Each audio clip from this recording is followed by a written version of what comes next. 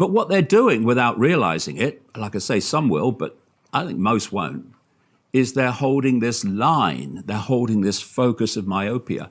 And one of the other things that they're selling this savior, the savior complex. So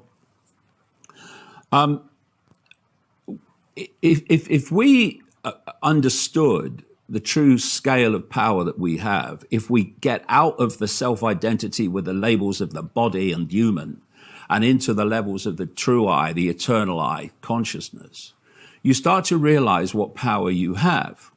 Now, what is actually behind this global conspiracy, shall we say, and it's beyond global, knows that power would be the end of the game if we understood the nature of it and the limitlessness of it. So what they're always trying to do is get you to give your power away. They want you to look at other people and say, you do it. Trump's you going to do save it us. Me. Yeah. So if you look at people, they don't overwhelmingly do their own research into nature of reality. What they'll do is they'll look to a scientist to tell them what reality is. And that scientist will be part of an orthodoxy that is owned, not least through funding, by this global cult. They will look to maybe a politician to do it for them. Oh, Trump's the savior. We've got to get Trump in and then it'll all be fine. Well, it won't. And so imagine, what did Trump get the last election and the one before that? Something like 70 million votes, was it? It was a massive, massive number. And I do think Trump won the last election, actually, personally. I think, the fact that Biden was supposed to have won it was a bit of a joke, really. I mean, it was almost funny in an ironic sort of way. But 70 million people. So 70 million people say, Donald, you do it.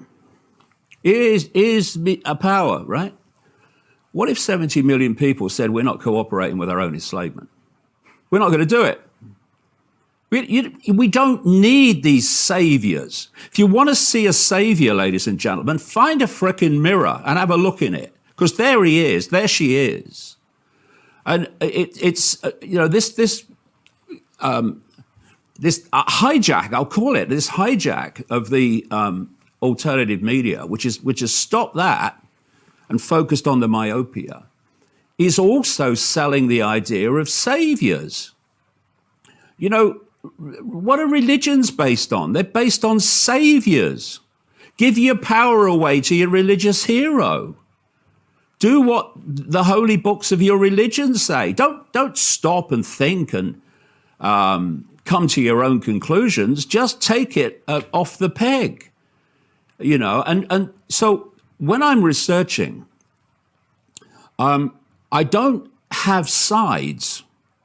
I have things that I believe are right and things I don't believe are right, but I won't have this side and say, well, you are untouchable, you are unquestionable. I don't care if you're a religion.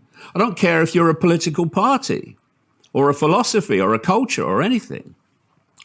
I'm going to listen to every statement you make, and I'm going to decide on that statement if I agree with it or not.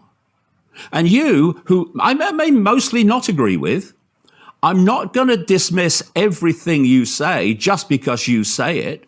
I'm going to listen to it. And if you say something that I think is valid, I'm not going to say, well, no, it's not valid because it's the wrong side. I'm going to say, yeah, I bloody agree with you, mate. And when you do this, what you're doing is you're going beyond the reflex action following of a groupthink, and you're coming to your own conclusions.